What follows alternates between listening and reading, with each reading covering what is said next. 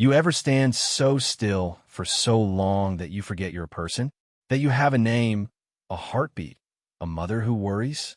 That's the trick of this job. You don't guard the palace. You become a piece of it, a statue with a pulse. And statues don't get lonely. That's what I told myself every morning at 6, until a pigeon proved me wrong. The morning started like every other morning. Gray. Vet. The kind of London damp that doesn't rain but just sits on you like a cold hand on the back of your neck. I was on the early shift outside, the less glamorous end of the royal grounds.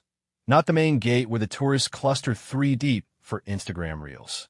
No, I got the side entrance. The service gate. The one where delivery vans grumble through at dawn, and the only people who stop are lost joggers and the occasional fox. My name is Private Aaron Cole, 22 years old, 3 months out of training, and I was already questioning every choice that led me to this exact spot, standing inside a tiny red phone box of a guard post, wearing a uniform that weighed more than my entire childhood wardrobe. The bearskin hat is the worst part. People think it's glamorous. It's not. It's a dead animal on your head, itchy and hot in summer, a sponge for moisture in winter. That morning, it had soaked up the fog like a loaf of bread. I could feel condensation trickling down my temple, but I didn't wipe it. You don't wipe. You don't scratch. You don't blink for too long. The Queen's Guard doesn't adjust. The Queen's Guard endures. That's what Sergeant Mullins told me on my first day. He had a face like a clenched fist and breath that smelled of instant coffee and disappointment. You are not a person anymore, he said, jabbing a finger into my chest plate. You are a symbol. Tourists will try to make you laugh. Drunk men will shout insults. Children will pull on your sleeves. You will not move. You will not speak. You will not react. Are you a symbol, Cole? Yes, Sergeant. Louder. Yes, Sergeant. So there I was, a symbol, standing at parade rest outside the service gate, my gloved hands clasped behind my back, my chin level with the horizon. The palace walls stretched to my left, wet and yellow like old teeth. To my right, a long, quiet street lined with plane trees, their branches bare and dripping. It was 6:47 a.m. The first tour buses wouldn't arrive for another hour. For now, the world belonged to the pigeons and me. I counted them, 12 on the pavement, 3 on the wall, one fat one sitting on a trash bin, staring at me like I owed it money. Pigeons are everywhere in London, but here, near the palace, they're bolder. They know the guards won't move. They treat us like furniture. I've seen a pigeon land on a guardsman's rifle and stay there for 20 minutes. The man didn't flinch. That's the standard. But that morning, something felt different. Not the weather, not the duty, just me. I hadn't slept well. My girlfriend, ex-girlfriend now, I guess, had called the night before to say she was seeing someone else. A bartender named Kyle. Kyle with a man bun and the easy laugh and the complete absence of a dead animal on his head. She said I was distant. She said I was never there. She said it in that gentle voice people use when they've already packed your things into a box. I didn't argue. What was I supposed to say? Come watch me stand still for 8 hours. It's thrilling. So I stood, and I thought about Kyle, and about how lonely it is to be 22 and already feel like you've chosen the wrong life. The tourists see the uniform and think honor, tradition, duty. They don't see the guy inside it who hasn't had a real conversation in 3 weeks, who lives in a barracks room with a radiator that sounds like a dying whale, who eats microwave curry alone on Tuesday nights and calls it a treat. Build tension at 7:12 a.m., a woman with a bright yellow backpack stopped in front of me. She was maybe 50, American by the accent, wearing one of those visors that make everyone look like a golf pro from 1992. She raised her phone, smiled, and took a selfie with me in the background. I stared straight ahead. She took another one. Then she reached out, and I tensed, but she didn't touch me. She just waved a hand an inch from my face. "Hello," she said. "Anyone home?" I didn't blink. She laughed nervously, turned to her husband, and said, "I swear, it's like they're robots." They walked away. I exhaled slowly through my nose. Robots. Right. At 7:28, a group of schoolchildren on a field trip ran past, shrieking.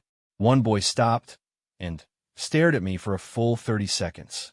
Then he stuck out his tongue and ran off. I felt my lip twitch, almost a smile, but I caught it. Killed it. Zumbord. At 7:41, the rain started again. Not hard, just that miserable drizzle that finds every gap in your collar. I could feel it seeping into my wool tunic, heavy and cold. My feet had gone an hour ago. My lower back ached from standing still.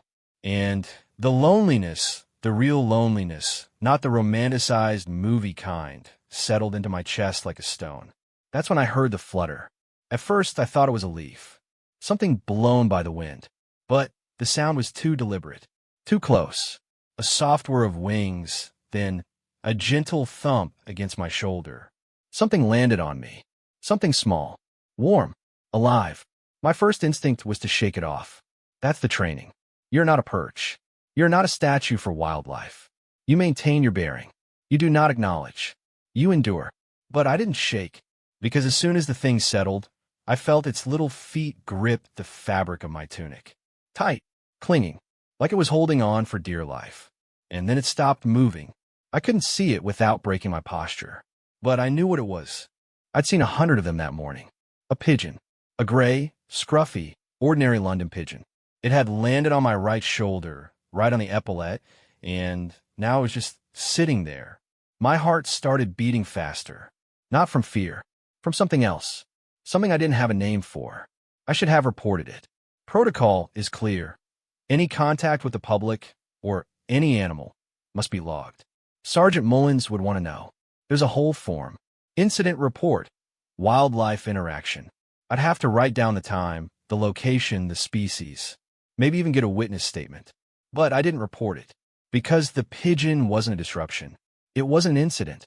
It was the first thing that had touched me in weeks, really touched me. Not a wave or a selfie or a child's tongue that didn't want something from me. It wasn't taking a picture. It wasn't asking me to move. It wasn't telling me I was distant or wrong or wearing the wrong hat. It was just there, warm, breathing, existing beside me. And I realized, standing there in the rain with a pigeon on my shoulder, that I couldn't remember the last time someone had just been with me without wanting to change me. So I didn't move. Not because I was following orders, but because I was afraid that if I moved, it would fly away. And I would be alone again. Part 2. The silent agreement climax. The next hour passed like a dream. A slow gray, dripping dream. The pigeon didn't leave. It adjusted its feet once or twice, shifting its weight. I felt its little claws scrape against the wool. Once it cooed, a soft, gurgling sound, almost like a question. You okay down there? I didn't answer, but I thought about it. A few people walked by. A cyclist in a neon jacket. An old man walking a terrier. Nobody looked closely enough to notice the bird. Why would they? I was just another guardsman. A piece of the scenery. The pigeon was just another pigeon. Two anonymous things stuck together in the rain. But I noticed. God, I noticed everything. I noticed how light it was. Maybe half a pound. How its body heat seeped through the wool. A tiny patch of warmth on my otherwise frozen shoulder. How it smelled. Not bad. Not good, just alive. Dust and feathers and something faintly sweet like old bread. I started making up a story for it. In my head.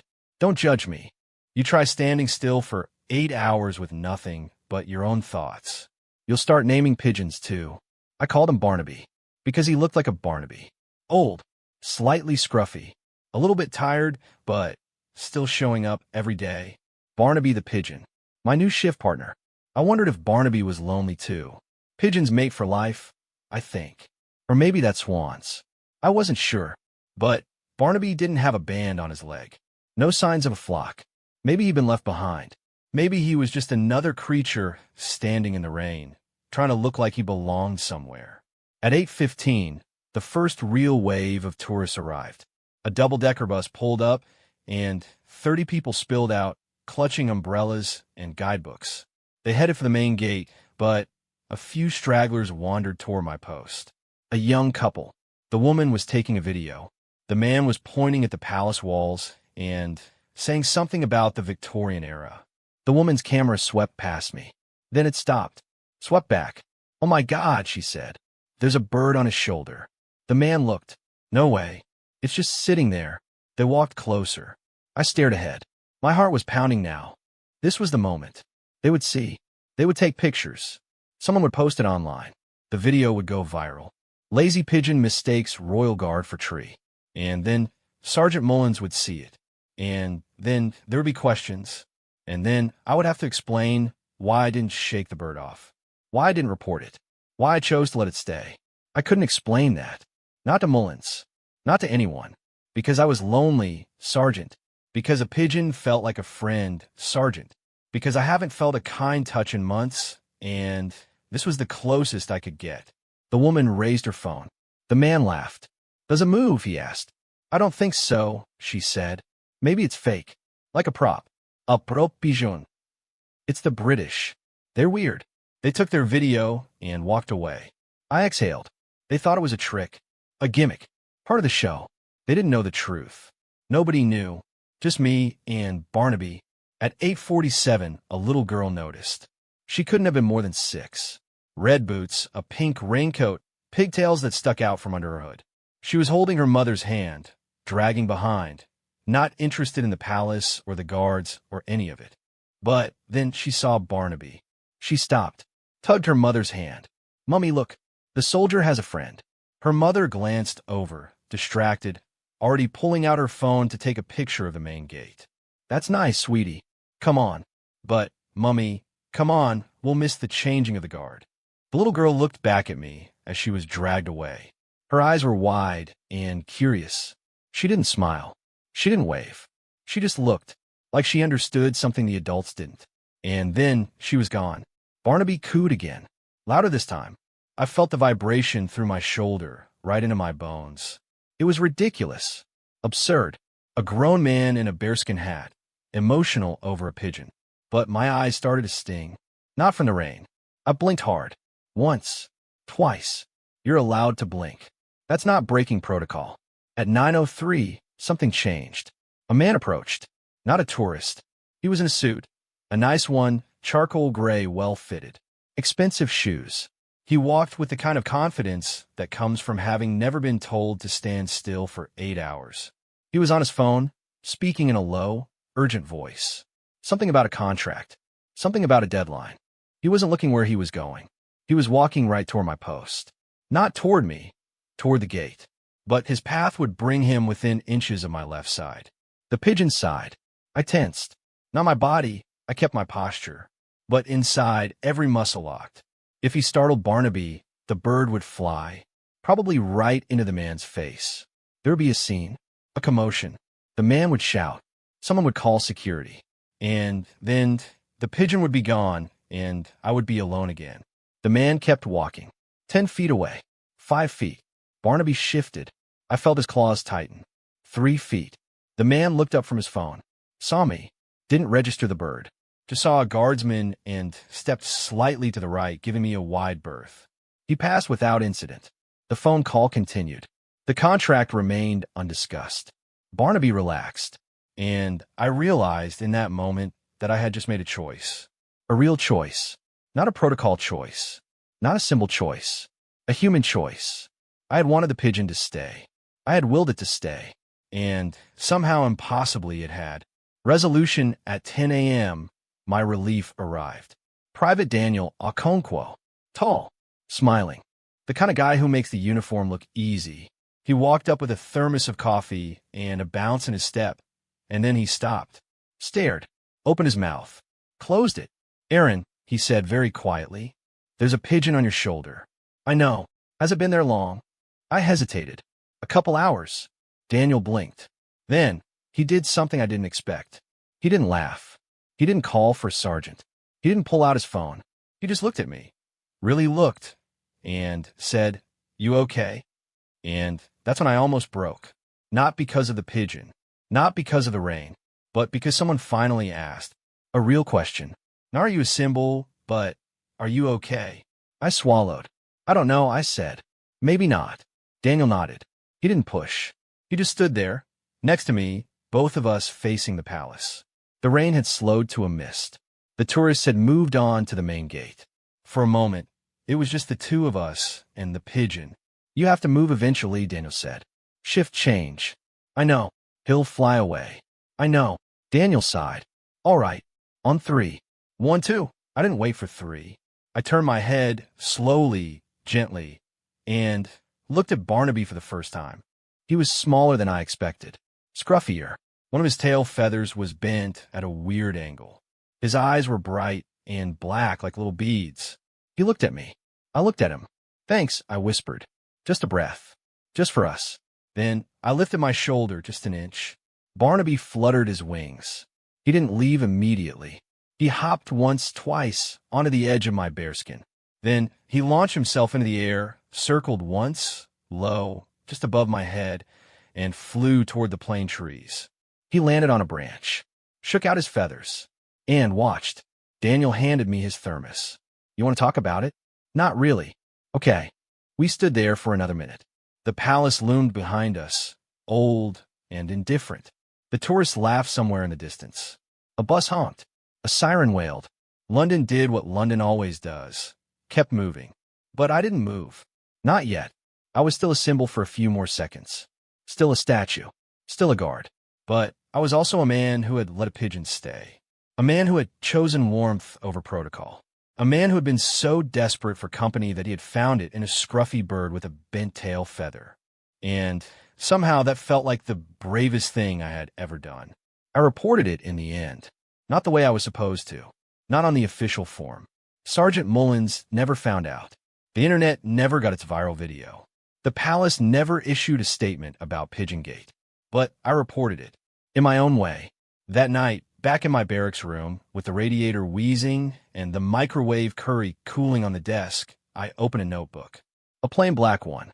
The kind you buy at the corner shop for £2. And I wrote, 7:12 a.m. A pigeon landed on my shoulder. I did not move. It stayed for 2 hours and 48 minutes. I did not know its name, but I called it Barnaby. It was the best company I have had in months. I am reporting this because it mattered. Not because it broke protocol. Because it reminded me that I am still a person. And persons get lonely. And that's okay. Asterisk, I closed the notebook. Put it in my drawer. Under my socks. The next morning, I went back to the service gate. The rain had stopped. The sun was trying to break through the clouds. I stood at parade rest. Chin level. Gloves on. Hot heavy. And I waited. At 7:12 a.m., I heard a flutter. Soft. Deliberate. A whir of wings. Something landed on my shoulder. I didn't look. I didn't need to. I felt the little claws grip the wool. The warmth. The weight. And I smiled. Just a little. Just on the inside. Because a statue doesn't smile. But a man does.